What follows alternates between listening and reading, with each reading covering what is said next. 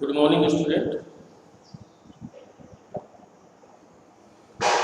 जैसा कि अभी तक सब्जेक्ट चल रहा था ऑपरेटिंग सिस्टम में आप लोगों का, अब मैं कुछ टेस्ट पेपर जो पुराने आपके पेपर्स हैं उसके अकॉर्डिंग जो मैं आपको कुछ क्वेश्चन करा रहा हूँ और मैं जानता हूँ आप लोगों को इन्फॉर्मेशन मिल गई है, लेकिन फिर भी जानकारी के अकॉर्डिंग अगर हम बात करें तो हमें देखना चाहिए क्या चीज़ें हैं।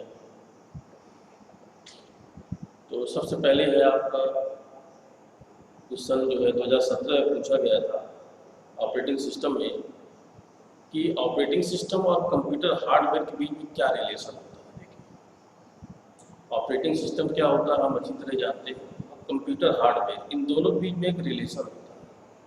वो रिलेशन हमको यहाँ समझना होता है। तो जैसे कि हम जानते हैं कि ऑपरेटिंग सिस्टम जो है ये एक सिस्टम सॉफ्टवेयर है। कंप्यूटर हार्डवेयर एक प्योर हार्डवेयर ही है। तो कंप्यूटर हार्डवेयर की अगर बात करें तो क्या क्या हार्डवेयर में होता है, आपका जैसे प्रोसेसर है, आपकी रैम है, आपकी मदरबोर्ड के अंदर रैम, रोम, प्रोसेसर, हार्ड डिस्क या सीडी रोम भी लोग लगाते हैं। ये सारे आपके कंप्यूटर हार्डवेयर के अंतर्गत सारी चीज़ें आती हैं। आपकी कीबोर्ड, माउस, जिसको बोलते हैं आई डिवाइस, इनपुट आउटपुट डिवाइसेस भी लगी होती हैं सिस्टम में। तो कंप्यूटर हार्डवेयर का ऑपरेटिंग सिस्टम में क्या कनेक्शन होता है, क्या रिलेशन होता है। तो जैसे सपोज करिए जब आप सिस्टम को बूट करते हैं, स्टार्ट करते हैं, जब आप सिस्टम को स्टार्ट करते हैं तो जैसे आप बटन को क्लिक करते हैं, क्लिक करते ही जितने भी आपके फिजिकल कंपोनेंट होते हैं वो सारे के सारे एक्टिवेट होते हैं। तो अब वो एक्टिवेट इसलिए होते हैं कि उस हार्डवेयर में पहले से आपने ऑपरेटिंग सिस्टम इंस्टॉल्ड कर रखा है। सिस्टम सॉफ्टवेयर है, मैंने आपको बताया। अब वो जैसे रोम है, मान लीजिए रीड ओनली मेमोरी, रोम का काम क्या होता है सिस्टम के अंदर, फिजिकल कंपोनेंट को एक्टिवेट करना ड्यूरिंग द बूट टाइम या स्टार्टिंग द बूट टाइम। जब आप स्टार्ट करते हो सिस्टम को तो आपका प्रोसेसर स्टार्ट होता है, यानी मदरबोर्ड आगे पूरी तरह स्टार्ट होती है, जैसे कनेक्शन जाता है तो आपके रोम के अंदर जो प्रोग्राम होते हैं वो लोड होते हैं।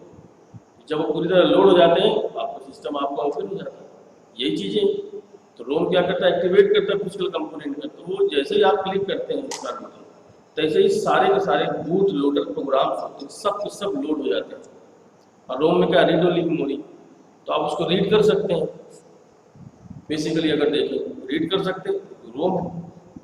तो जैसे फिजिकल कंपोनेंट एक्टिवेट होते हैं आपका ऑपरेटिंग सिस्टम भी रनिंग में आता है पूरी तरह से, वो कवर हो जाता है। या फिर ये कह सकते हैं कि जब रैम में से आप कोई डेटा एक्सेस कर रहे होते हैं, कोई वर्क कर रहे होते हैं, तो रैम आपकी तुरंत एक्टिवेट होती है।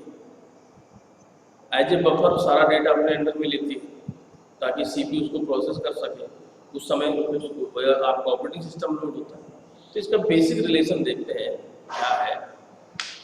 देखिए ऑपरेटिंग सिस्टम क्या है, it is a software on the hard drive, hard drive के अंदर होता है, that allow the computer hardware to communicate and operate. ये कंप्यूटर हार्डवेयर को अप्लाई करता है, अलाउ करता है कम्युनिकेट करने के लिए, ऑपरेट कर with the computer software, computer software के साथ ऑपरेट करने के लिए। Without an operating system computer and software program would be useless, किसी काम के नहीं, यूजलेस है। आपका हार्डवेयर यूजलेस है, आपका सॉफ्टवेयर प्रोग्राम यूजलेस है, जो आपके एप्लीकेशन प्रोग्राम वो सब के सब क्या है, यूजलेस है, किसी काम का नहीं। मतलब it's like a interpreter between user and hardware. जैसे यूजर और हार्डवेयर के बीच में इंटरप्रेटर होता है, बिल्कुल सेम उसी तरह वर्क करता है ऑपरेटिंग सिस्टम। तो देखते हैं अब जैसे कंप्यूटर हार्डवेयर की बात है तो कंप्यूटर हार्डवेयर क्या है, it is the collection of physical part of a computer system. ये बेसिकली फिजिकल पार्ट होता है कंप्यूटर सिस्टम का। This includes the computer keys, जैसे मॉनिटर है, आपका कीबोर्ड है, आपका माउस। तो कंप्यूटर हार्डवेयर क्या है, फिजिकल पार्ट का कलेक्शन होता है कंप्यूटर के। कंप्यूटर सिस्टम के जो फिजिकल पार्ट है उनका कलेक्शन है, जैसे मॉनिटर हो गया, आपका कीबोर्ड हो गया, आपका माउस हो गया। सारे हार्डवेयर है, इन सब का कलेक्शन क्या कहलाता है? Computer hardware. It also include all the part inside the computer case, जैसे आपका हार्ड डिस्क ड्राइव है, आपका मदरबोर्ड है, आपका वीडियो कार्ड है, एंड मैनी अदर, बहुत सारे जो इंटरनल आपके कंप्यूटर हार्डवेयर, जो आपके हार्डवेयर होते हैं, जैसे आपका प्रोसेसर भी हो गया, मान लीजिए, तो रैम भी आपके अंदर ही लगती है, रैम हो गया, तो ये सारे के सारे आपके कंप्यूटर हार्डवेयर कहलाते हैं। तो एक रिलेशन तो ये है। ओके, तो ये था आपके पहले क्वेश्चन का जवाब। दूसरा क्वेश्चन ये पूछा गया कि how buffering can improve the performance of a computer system. आप बफरिंग कैसे करते हैं, यानी कि how buffering can improve the performance. Buffering कैसे जो है कंप्यूटर सिस्टम की परफॉर्मेंस को इम्प्रूव कर सकती है। देखिए इसके रीजन क्या है। If CPU and input output devices are nearly same at speed, CPU और आई डिवाइसेस जो है are nearly same at speed, speed के अकॉर्डिंग दोनों क्या होती है? सेम होती है। The buffering helps in making the CPU, buffering क्या कहता है? सीपीयू को बनाता है, सीपीयू कुछ कर रहा होता है, बफरिंग हेल्प करता है, and the input output device work, जब दोनों के वर्क चल रहे होते हैं eight full speed, full speed work होता है आई डिवाइस का, इनपुट आउटपुट चलता रहता है, सीपीयू अपना वर्क करता रहता है, तो बफरिंग क्या करता है? Helps in making the CPU and the input output device work, जब ये दोनों को काम कर रहे होते हैं उस समय बफरिंग आपकी हेल्प करता है फुल स्पीड के साथ, in such a way that CPU and input output device never sit ideal at any moment, ये किसी भी मोमेंट में आपका आइडियल नहीं बैठते। तो जब आइडियल नहीं बैठेंगे तो जाहिर सी बात है कि सिस्टम की परफॉर्मेंस आपकी इंप्रूव होगी, ऑब्वियसली इंप्रूव होगी, बढ़ेगी। ओके, इसी तरह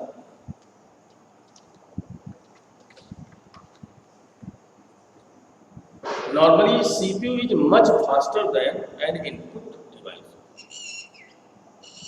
सीपीयू क्या होता है? इनपुट डिवाइस से फास्ट होता है। In this case the CPU always faces an empty input buffer, हमेशा वो एम्प्टी इनपुट बफर को फेस करता है, and sit ideal waiting for the input device, और इनपुट डिवाइस के लिए वेट करता है। तो which is to read a record into buffer, क्योंकि बफर से रिकॉर्ड को रीड करता है। For output the CPU continue to work at full speed, CPU हमेशा फुल स्पीड में वर्क करता है, till the output buffer is full, जब तक आपका बफर फुल नहीं होता। देन इट स्टार्ट वेटिंग, फिर वो वेटिंग करने लगता है कि बफर खाली हो तो फिर मैं अपना काम चालू करूँ।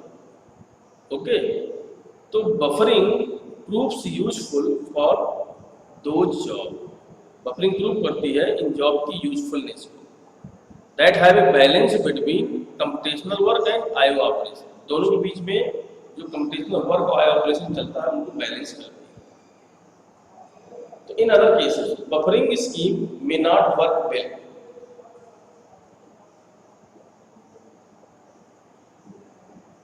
बफरिंग स्कीम जो है मे नॉट वर्क वेल, अच्छा वर्क नहीं होता, जो वर्क सीपीयू का होता है वो वर्क बफरिंग का अच्छा नहीं हो सकता। तो कह सकते हैं कि इस कंडीशन में कि आपके कंप्यूटर सिस्टम की जो परफॉर्मेंस है वो इम्प्रूव कर सकती है।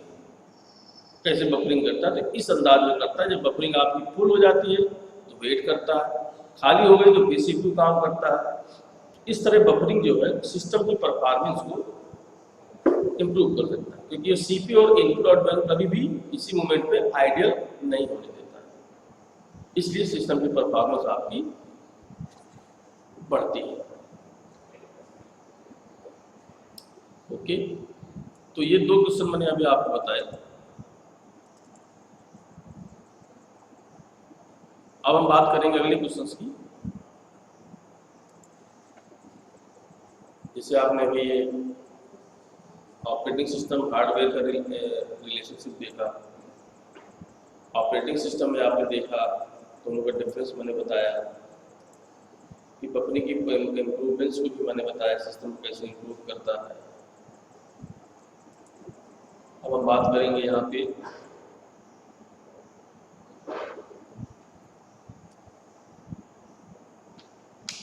देखते हैं, कह रहा है कि what are the primary differences between network operating system and distributed operating system. तो नेटवर्क ऑपरेटिंग सिस्टम और डिस्ट्रीब्यूटेड ऑपरेटिंग सिस्टम के बीच में क्या प्राइमरी डिफरेंसेस होते हैं देखिए।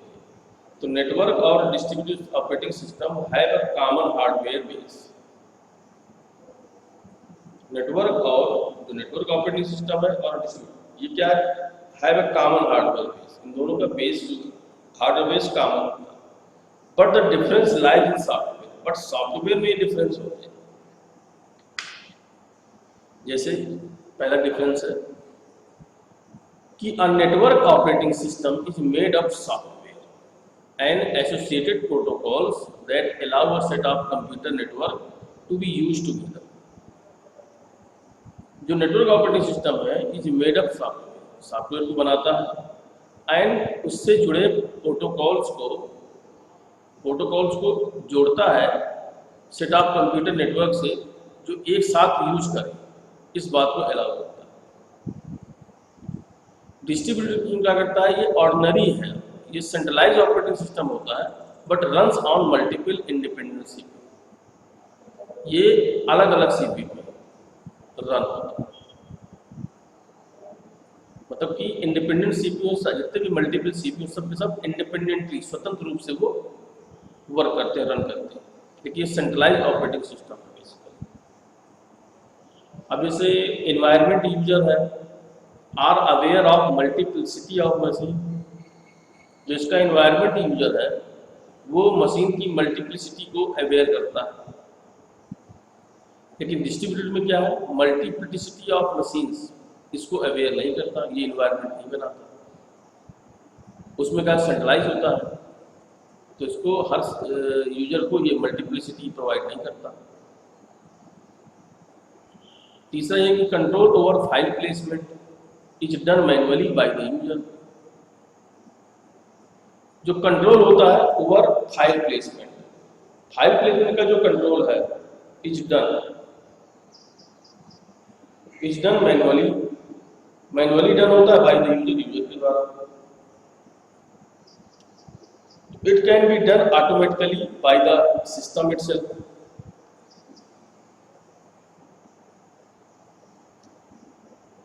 इट कैन बी डन, हम ऑटोमेटिकली इस बात को डन करते हैं by the system itself, system के द्वारा।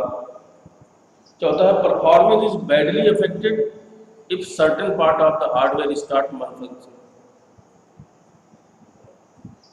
नेटवर्क ऑपरेटिंग सिस्टम में क्या है कि परफॉर्मेंस जो है बहुत ही बैडली इफेक्टेड होती है if certain part of hardware start, अगर किसी सर्टेन पार्ट में हार्डवेयर के कोई मेल फंक्शनिंग आ गई तो। और पांचवा इसमें क्या है कि जो remote resource are access by other login into the desired remote machine. तो रिमोट रिसोर्स जो है दूर, इसको एक्सेस वो आपके लॉगिन के द्वारा एक्सेस किए जाते हैं या किसी रिमोट मशीन के द्वारा, या फिर जो ट्रांसफरिंग डेटा है from the remote machine to user own machine, यानी अपने यूजर की ओन मशीन में ही आपका डेटा ट्रांसमिट हो सकता है रिमोट मशीन से। और इसमें क्या है कि user access remote resources in the same manner as the access local resource. जैसे लोकल रिसोर्स में आप एक्सेस करते हो वैसे ये सेम मैनर में अपने रिमोट रिसोर्स ही यूजर एक्सेस कर सकता है अपने लोकल रिसोर्सेज में। इसमें क्या है कि रिमोट रिसोर्स को एक्सेस करने के लिए आपको लॉग इन करना पड़ेगा, जो भी डिजायर मशीन होगी, रिमोट मशीन होगी, उसके द्वारा, और transfer data from the remote machine. फिर डेटा आपके रिमोट मशीन में ट्रांसफर होगा यूजर की ओन मशीन के लिए। ये दे एक्सेस लोकल रिसोर्सेज। जैसे लोकल रिसोर्स आप एक्सेस करते हो वैसे आप रिमोट रिसोर्सेज से यूजर को एक्सेस, यूजर जो है रिसोर्सेज को एक्सेस कर सकता है। It is a more reliable, fault-tolerant, distributed operating system. Performs even a certain part of hardware start malfunctioning.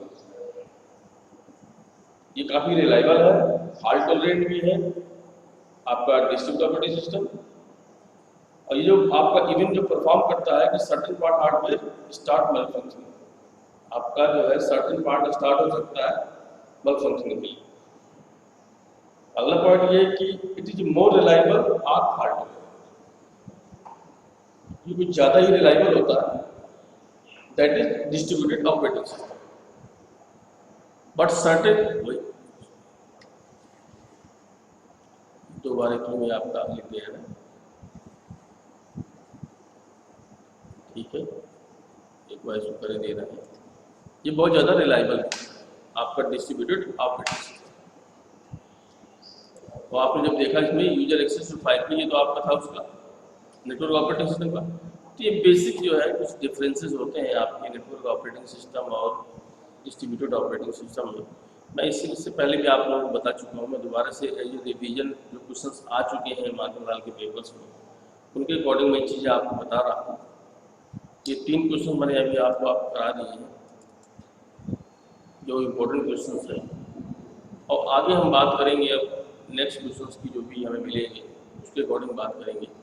तब तक के लिए ओके, थैंक यू।